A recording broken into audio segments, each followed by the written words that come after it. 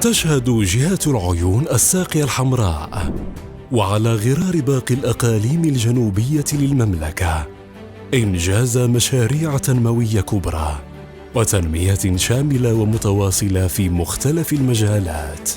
فقد تعززت التنمية بهذه الجهة وتواصلت بفضل النموذج التنموي الخاص بالأقاليم الجنوبية الذي أعطى انطلاقته جلالة الملك محمد السادس سنة 2015، والذي رصد له غلاف مالي يقدر ب77 مليار درهم، مما جعل منها اليوم قطباً استثمارياً عالمياً تنافسياً ومنفتحاً على العمق الإفريقي وجزر الكناري. وتمكنت هذه الجهة بفضل الدينامية التي تشهدها من الرفع من وتيرة التنمية والحفاظ على الاستثمار المحلي والأجنبي الذي ساهم في تغيير وجه الأقاليم الجنوبية من خلال الأوراش الكبرى التي يتم إنجازها.